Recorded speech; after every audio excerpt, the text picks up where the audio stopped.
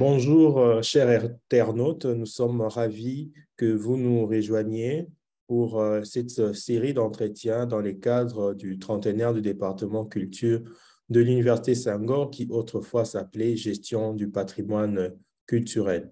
Et je suis particulièrement heureux aujourd'hui de pouvoir m'entretenir avec Madame Caroline Gauthier-Courane, qui est la toute première directrice du département culture. Donc, on aura quand même à avoir des informations sur l'origine de ce département. Madame Caroline, comment allez-vous? Très bien, je vous remercie. Je suis très heureuse de pouvoir participer à cet entretien. Merci beaucoup. Et si je dois vous présenter à ceux qui nous suivent, à celles qui nous suivent, je dirais que entre 1988 et 1989, du moins avant que vous ne puissiez rejoindre, contribuer à la création, à la direction du département culture, gestion du patrimoine culturel à l'époque, vous avez été chargé de mission pour les relations extérieures au commissariat général à la langue française. Et depuis 2007, vous êtes chargé de mission pour les patrimoines africains au département des affaires européennes et internationales à la Direction générale des patrimoines au ministère de la Culture français. Est-ce que j'ai omis un élément important de votre parcours qui serait intéressant de porter à la connaissance? Oui, je pense qu'il y a trois petites choses pour après bien comprendre la suite de notre entretien. Avant le commissariat général à la langue française, j'ai été chargée de mission à l'école du Louvre, où j'ai eu à m'occuper de la formation des futurs conservateurs et accueillir des étudiants étrangers à ce titre. C'était avant l'Institut national du patrimoine. Donc, nous repartons des années en arrière. La seconde chose, c'est que, en fait, j'ai quitté maintenant le ministère de la Culture. J'ai atteint par l'âge de la retraite. Et désormais, je m'occupe de faire un certain nombre d'évaluations, d'expertises en Afrique. Voilà. Toujours travaillant sur les musées de patrimoine africain. D'accord. Et attaquant le creux de notre entretien, le département culture, le département gestion du patrimoine culturel, comment en sommes-nous arrivés là, à la création de ce département? Alors, c'est à la fois simple et rapide. Je m'entends par là qu'il faut partir en 1990. En 1990, dans le cadre de la francophonie, des instances de la francophonie, les ministres de la Culture africains ont lancé un appel pour sauver les musées du Sud. Cet appel a été reçu donc par la francophonie qui planchait un peu sur la meilleure manière de répondre à cette question. 1991, c'est un sommet de la francophonie qui se déroule à Paris, on appelle le sommet de Chaillot. Et à cette époque, là, j'ai oublié aussi de vous dire que c'était aussi un élément à signaler, après le commissariat général à la langue française, j'avais rejoint le service des affaires francophones où je m'occupais de tout ce qui était culture et patrimoine. Et ce service des affaires francophones était sous la tutelle donc, du ministre de la francophonie, qui était un homme de culture, de grande culture, qui était Alain Decaux, académicien et historien. Et il nous avait donc demandé de réfléchir sur la meilleure manière de répondre donc à cette question des ministres de la culture africains. Donc j'étais chargée de la réflexion. Cette réflexion a été guidée par deux choses. La première, par mon expérience à l'école du Louvre. J'avais eu à accueillir, dans le cadre de la muséologie, ce qu'on appelle la muséologie, qui est un peu l'antichambre pour passer le concours des conservateurs à l'époque, un certain nombre d'étudiants étrangers, dont des étudiants africains. En particulier, bien des années après, deux d'entre elles, c'était deux Béninoises, sont devenues directrices du patrimoine. Je parle de Mme Rachida Dassida et de Mme Denise Soso-Wuto. Et j'avais partagé leur difficulté à s'intégrer dans un système, une formation qui était totalement française, enfin sans aucun rapport avec l'Afrique. Il fallait qu'elle s'adapte à des concepts qui n'étaient pas forcément applicables et dont elle n'était pas forcément familière. Donc, je me suis rappelé de toutes ces conversations, de ces réflexions à l'époque, et ce qui m'a aidé à guider ma réflexion. Deuxième chose, il fallait aussi faire le bilan de ce qui existait à l'époque en Afrique. Alors là, il y avait un bilan qui était très simple à faire. Il y avait une double formation qui était l'une à Niamey, en langue française, et l'autre au Nigeria, à Jos, qui avaient toutes périclité pour différentes raisons. Je ne m'étendrai pas sur les raisons, mais elles étaient en train de fermer. Donc, il n'existait plus rien pour enseigner les métiers, je dirais, des musées, puisque c'était la première demande.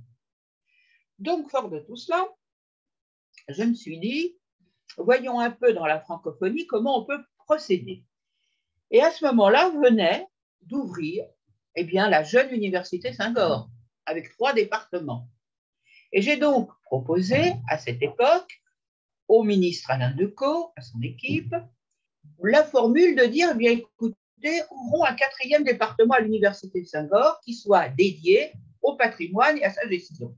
Mais sans vous interrompre, comment vous connaissiez, comment vous saviez l'existence de l'université Senghor?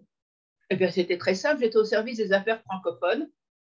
Ce service des affaires francophones avait en large partie, avec l'Académie française à l'époque, aidé à la création de l'université Senghor. Je peux dire aussi que j'ai fait partie des personnes qui ont veillé et qui ont mis sur les fonds baptismaux l'université Senghor en 90.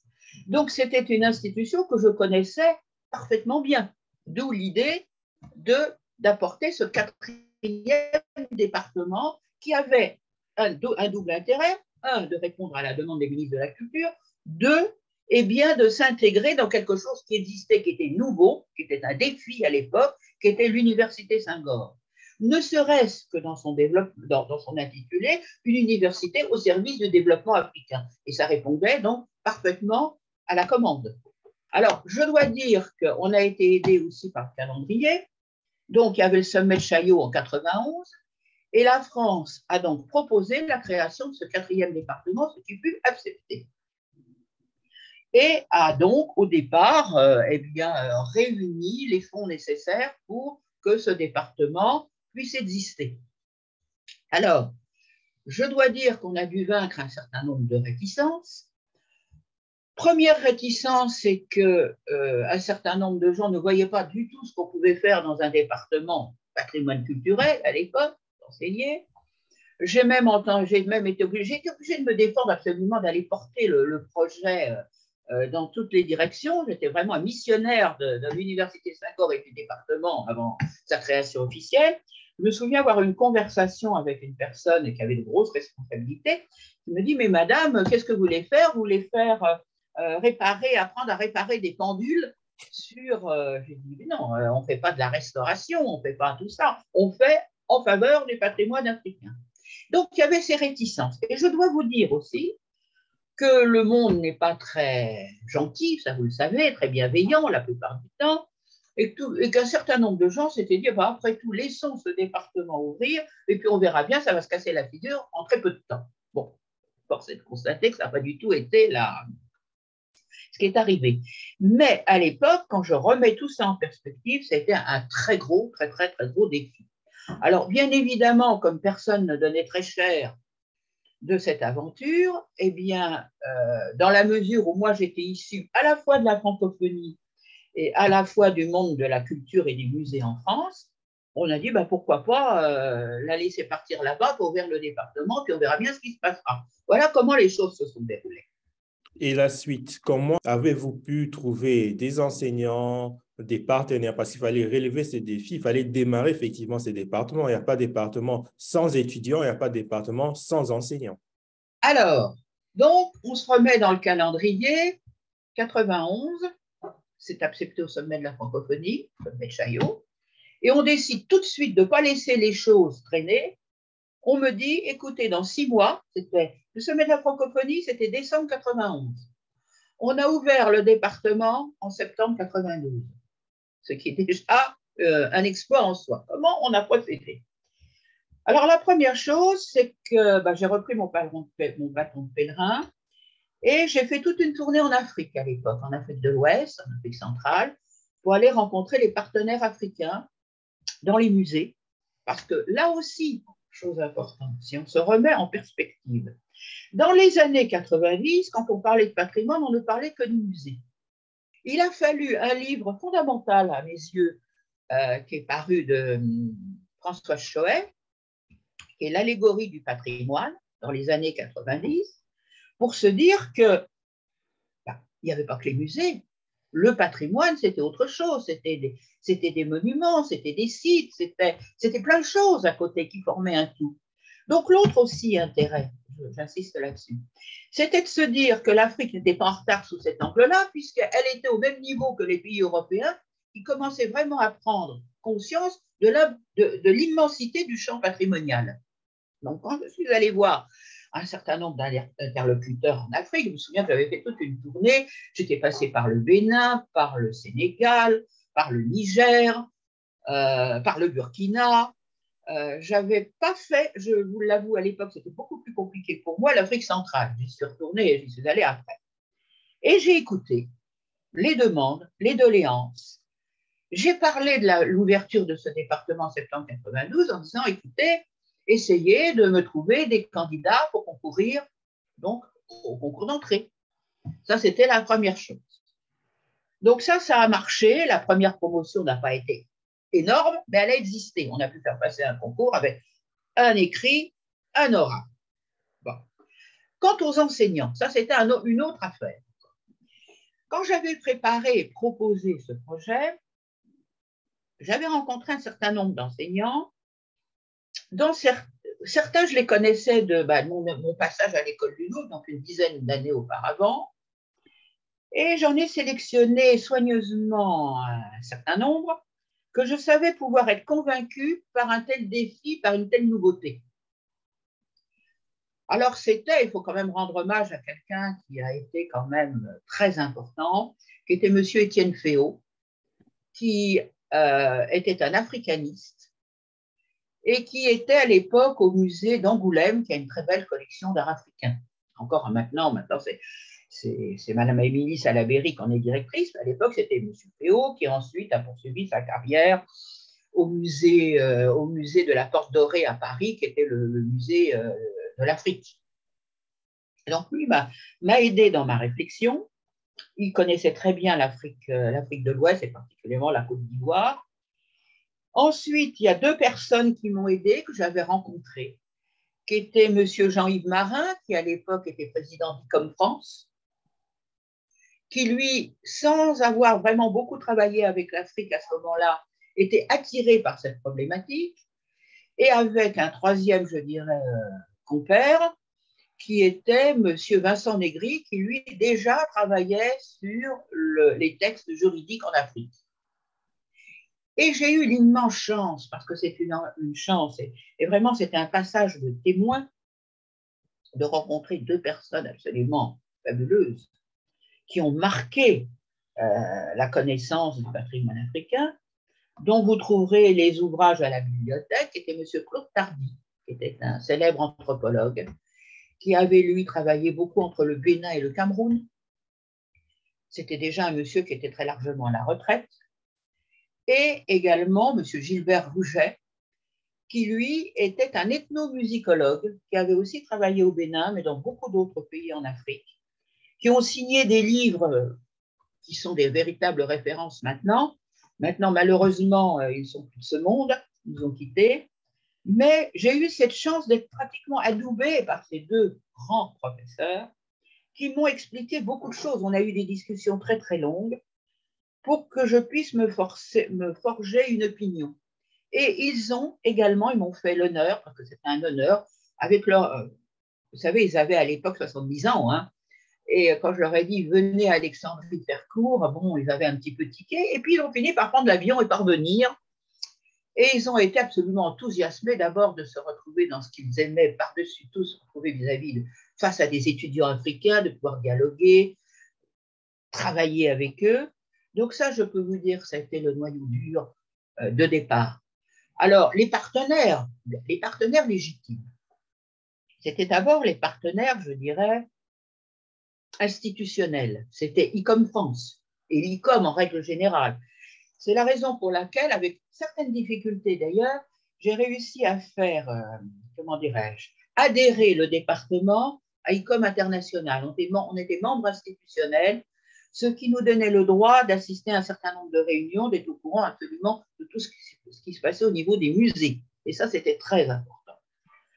C'était également de se replonger dans ce qui était naturel, c'était la francophonie. Et la francophonie, eh bien, je peux dire qu'à cette époque, j'ai participé au nom de l'Université Saint-Maur à toutes les réunions, que ce soit de l'AUF, que c'était à l'époque, c'était, on dit l'AIF, l'Association internationale, qui portait un autre nom. Elle portait, puisqu'il y a eu tous les noms possibles et imaginables. Je crois qu'Agence intergouvernementale de la francophonie. Voilà, intergouvernementale, mais avant, il y avait encore un autre nom qui me reviendra. Agence de coopération culturelle et technique, la CCT. Voilà. Donc, j'assistais systématiquement à toutes les réunions parce que, au niveau du patrimoine, on faisait dès le début référence. Donc, j'ai participé à tous ces travaux-là. J'ai travaillé aux côtés de l'Association internationale des parlementaires francophones. Vous pouvez voir dans les archives qu'on a pu faire un certain nombre de réunions communes. J'ai travaillé avec l'Association internationale des maires francophones. J'avais fait quelques expertises pour eux sur des programmes patrimoniaux. Bref, on était complètement immergé dans ce tissu-là, ce qui permettait également, on en reparlera plus tard, d'obtenir quelques soutiens financiers pour proposer des actions. J'ai eu des relations plus distendues, mais j'en ai eu avec l'UNESCO. Et puis surtout, j'avais des liens très étroits avec un certain nombre de musées français qui acceptaient de jouer le jeu, qui avaient des collections africaines ou qui n'en avaient pas, mais qui acceptaient de jouer le jeu vis-à-vis du département. Donc, c'est à partir de tout cela, vous savez, c'était une construction pas à pas. C'est-à-dire que je vais vous dire, au départ, bon, c'est pas simplement avec les 5 personnes qu'on a pu faire tous les cours pour 2 ans, vous en doutez bien. Mais petit à petit, ça m'a permis de séparer le bon grain de l'ivraie. C'est-à-dire que j'avais fait quelquefois venir des personnes qui, en fait, se révélaient pas tout à fait à leur place. Donc, j'éliminais. Ah, je dois aussi vous dire qu'il y avait 2 personnes, 2 professeurs ou conservateurs africains de renommée que j'estimais beaucoup, qui sont des amis d'ailleurs, qui ont participé aussi au départ, qui était Samuel Sidibé, qui évidemment est le conservateur de grand renom, qui a fait le musée du Mali, qui a ensuite été au conseil d'administration du musée du Quai Branly, et puis aussi ma grande amie, qui était Sachi Simuna, donc qui était directrice des musées de Kinshasa, et qui aussi, entre-temps, au cours de mon passage à l'Université Senghor, avait eu la chance et l'honneur de pouvoir créer Africom, qui était au Kenya. Donc, si vous voulez, il y a eu un mouvement qui s'est fait. On me signalait des noms, on me signalait des personnes, je les rencontrais, je voyais si ça pouvait aller, si ça ne pouvait pas aller. Ils venaient, et puis ensuite, c'était le seul examen de passage qui était le seul valable. C'était face aux étudiants, et qu'est-ce qu'ils pouvaient bien leur raconter, leur faire comme cours, qui correspondait, si vous voulez, à ce qu'on voulait faire. Parce que moi, dans mon esprit, comme je vous l'ai dit, ce n'était pas de décalquer des leçons qu'on pouvait dire en Occident ou en France. Oui, adapté aux réalités du continent africain. Et c'était conçu comme une boîte à outils. Les cours, c'était une boîte à outils. À partir de la boîte à outils, il revenait aux étudiants de choisir ce qui pouvait être adapté, transformé ou innové. D'accord, on va évoluer sur l'axe diachronique dans le temps. Vous avez passé environ, si je ne me trompe pas, 15 ans à la tête du département culture. Quels sont les moments forts? Qu'est-ce qu'on peut retenir de votre passage, de votre point de vue, hein? Je sais que ceux qui ont bénéficié de vos services ont leur point de vue, mais vous-même, avec le recul du temps.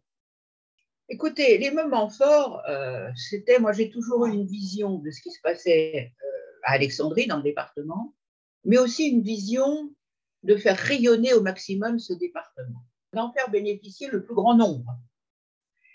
Donc, pour moi, les temps forts, c'était tout ce que j'ai pu faire sous 2 angles. Le premier, et ça c'était toute une aventure, je dirais que presque je pourrais écrire mes mémoires autour de cela, l'Internet n'existait pas, se parler comme on le fait, c'était pas possible, mais et puis la situation, je dois dire, en Afrique était aussi différente. Hein. c'était de proposer des formations sur place. Et je partais avec un ou deux professeurs.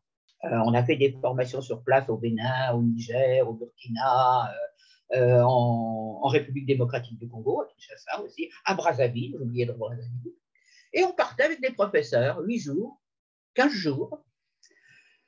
Et avec les directions du patrimoine local, eh bien, on faisait des cours à tous les agents du patrimoine locaux. Alors, c'était, je veux dire, c'était une période tout à fait exceptionnelle. Parce que partir comme ça 15 jours, j'arrivais à avoir les financements, parce que ça n'a jamais été sur les financements de l'université, c'est des financements propres que je pouvais avoir. Et puis, eh bien, on allait à la rencontre de tous ces agents du patrimoine pendant 15 jours.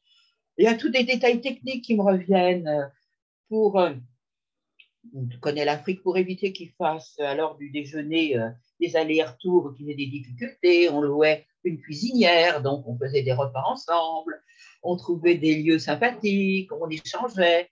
Ça fut vraiment de très, très grands moments pour l'histoire du département. Le deuxième axe, c'était les séminaires que j'ai pu organiser, qui ont donné lieu à des publications que vous avez à l'université, on avait un certain nombre. Et puis il y a trois publications qui me tiennent à cœur, que vous trouverez également. Il y a le patrimoine culturel africain et le patrimoine culturel marocain, qui ont été édités, et dans lesquels vous trouvez des articles d'anciens étudiants qui avaient collaboré à ces ouvrages. Et puis, on a également beaucoup, beaucoup innové à l'époque. C'est grâce, avec le concours de Vincent Négri, on a été les premiers à éditer un recueil des textes législatifs du patrimoine africain pour l'Afrique francophone, anglophone et lusophone. Et ça n'avait jamais été fait. On a fait une première version. Ensuite, on a réédité. Il y avait eu beaucoup de succès. Et là aussi, on avait ouvert de nouveau une voie qui n'avait jamais été explorée. Ça, pour moi, ce sont, si vous voulez, les moments de pur bonheur, à côté du fait que, bon, il y avait tout ce qu'on pouvait, les rencontres qu'on pouvait faire et les échanges qu'on pouvait avoir à l'intérieur du département alexandrien. Et les archives nous ont permis de voir un projet, les inforoutes du patrimoine. Est-ce que vous pouvez dire quelque chose à ce sujet? Ah oui, alors les inforoutes du patrimoine. À un certain moment, je ne me rappelle plus exactement de la date, la francophonie a décidé de se lancer dans les inforoutes. J'avais proposé donc les inforoutes du patrimoine. Alors, il faut savoir reconnaître ses échecs. Je crois que c'est la première des choses. Et les inforoutes du patrimoine, pour des questions de logistique, n'ont pas tout à fait répondu à mes attentes. Moi, mon idée dans les inforoutes du patrimoine, c'était, de proposer des enseignements à distance, d'aider à, comment dirais-je, faire des inventaires du patrimoine dans les musées et les mettre en ligne, qui aussi avait l'avantage, une fois qu'on met des objets en ligne avec une photo, une fiche, c'était de, comment dirais-je, de permettre en cas de vol d'alerter Interpol. Alors, il y avait eu 5 pays sélectionnés. On avait fait donc un séminaire à l'Université Saint-Goard avec les 5 responsables d'antennes à l'époque. Ils avaient été dotés chacun de 2 ordinateurs et d'un abonnement pendant 2 ans à Internet. Mais pourquoi ça n'a pas pu se faire vraiment comme je le souhaitais? Parce qu'au bout du compte, les directions du patrimoine qui s'étaient engagées à répondre à cette demande, eh bien, nous ont abandonnés en cours de route. Donc, on n'arrivait pas à avoir les inventaires, les responsables d'antenne ne faisaient pas ce qu'on leur demandait, et puis peut-être que c'était trop tôt pour le patrimoine de proposer cela. Je pense que là, il y a une question de calendrier. C'était trop tôt pour le faire.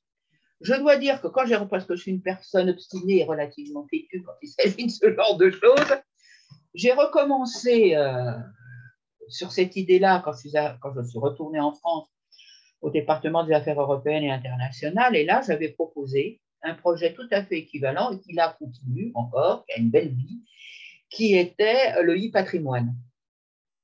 Alors, le e-patrimoine, eh bien, c'est un ensemble, une proposition de modules sur des problématiques du patrimoine avec 10, 12 leçons avec les grands spécialistes et qui sont absolument atteignable du moment que vous avez un ordinateur, une connexion, vous pouvez vous connecter donc à ce site, c'est gratuit, il suffit simplement de s'inscrire. Et on a maintenant des étudiants, des auditeurs sur les 5 continents.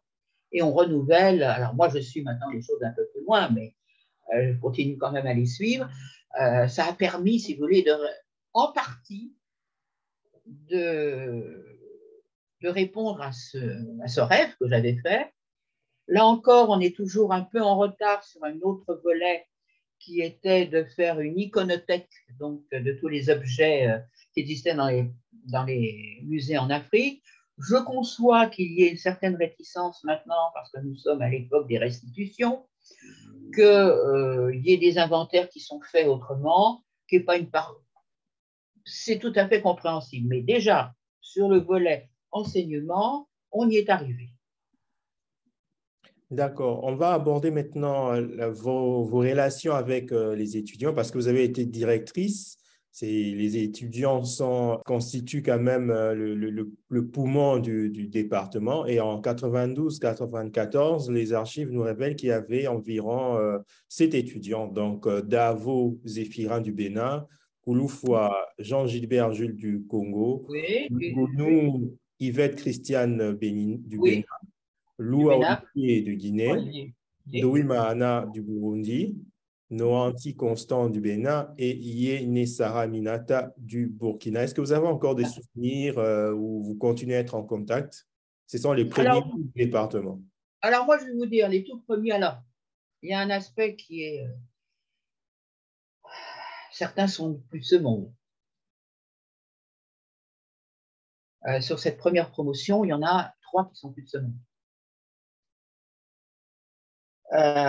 Donc, j'ai des relations.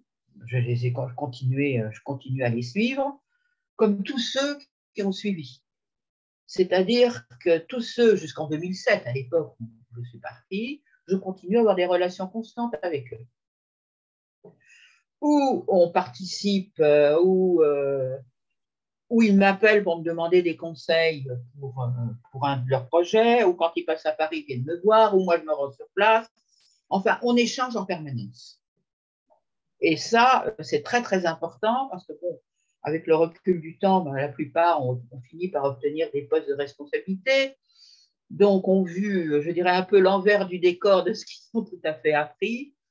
Et ça, c'est important et j'accorde une très grande importance à ces relations que j'ai continuellement. Je peux dire que je les ai continuellement. Je sais où ils sont, ce qu'ils font, et en cas de besoin, je peux appeler, je peux les joindre, leur demander aussi quelquefois des services, des conseils. Enfin, c'est ce que j'ai pu faire là, avec la nouvelle promotion en les guidant avec leurs aînés. Ah, c'est une bonne chose avec les alumni de l'université du département, comme on a l'habitude de les appeler. Peut-être une dernière question. On ne va pas oublier que cette vidéo est réalisée en marge du trentenaire du département. Quels sont, vous qui êtes replongé dans le monde du patrimoine en Afrique à travers des missions, quelles sont les orientations ou les idées ou les points, les compétences à davantage développer au niveau du département pour que ce dernier continue à être pertinent sur le continent africain? Alors, d'après ce que je vois qui se développe en Afrique de l'Ouest, en Afrique centrale, il y a la tentation maintenant de faire des formations locales, voire de faire des formations sous-régionales ou régionales, en collaboration avec les universités. Alors, ce qui est aussi important que je tenais à vous dire au niveau du patrimoine, j'ai oublié de vous le dire, je suis désolée, j'y repense là, c'est que le patrimoine, et certains de mes amis vous diraient exactement la même chose que moi, c'est beaucoup moins une connaissance universitaire au sens strict du terme. Enfin, je parle pour les musées, le patrimoine strict. C'est plutôt des savoir-faire. On apprend sur le terrain. Plutôt, je dirais, que de se mettre en bandoulière un diplôme. Je suis tout à fait iconoclaste en vous disant cela, mais moi-même, venant de ce milieu-là, je me dis, mais on apprend sur le terrain, on peut avoir un certain nombre de connaissances, mais rien ne vaut le terrain. Et c'est pour par rapport à la question que vous me posez, que je vous réponds qu'il faut absolument continuer et approfondir la force du réseau des anciens, qui sont une réserve de connaissances, de soutien inestimable. Ça, c'est la première chose. La seconde chose, c'est, comment dirais-je, de se dire que le département a une réputation extraordinaire. Que sa force, ça a été d'abord le patrimoine avant d'être les industries culturelles. Et j'en parle avec d'autant plus je dirais, de décontraction que j'étais à l'origine aussi, avant de partir, de créer le deuxième volet qui était les industries culturelles. Donc, je connaissais l'importance. Mais que la fondation, c'est le patrimoine culturel et qu'il ne faut jamais perdre de vue que c'est une carte de visite extraordinaire dans toute l'Afrique. Moi, passant par là, un peu partout, j'ai toujours entendu dire « Ah mais oui, mais il y avait, y compris dans la francophonie ». C'est par rapport à ça, c'est bien vérifier la maquette pédagogique. Parce que c'est pas figé non plus. Je dirais que le patrimoine, c'est aussi comme pour la médecine, il y a des expérimentations tous les jours. Et qu'il ne faut jamais perdre de vue ces expérimentations. C'est-à-dire qu'il faut les introduire dans les nouvelles maquettes pour actualiser à chaque fois la matière, qui s'actualise en permanence, avec des nouveaux points de vue, avec des nouvelles expérimentations. Et là encore, il faut être toujours en mouvement. Moi, si j'ai quelque chose à dire, le mouvement, de jamais rester figé, toujours en mouvement, en s'appuyant sur les anciens, surtout, qui ont vraiment beaucoup de choses à dire et à faire. Voilà, les anciens ont beaucoup de choses à dire, à faire. Et vous aussi, vous êtes l'ancienne des directeurs et directrices de département. Je vous remercie beaucoup de nous avoir accordé cet entretien et je demande à nos internautes de rester connectés pour la suite de notre série d'entretiens. Merci et à la prochaine. Eh bien, je vous remercie infiniment et à bientôt. Merci. Au revoir. Au revoir.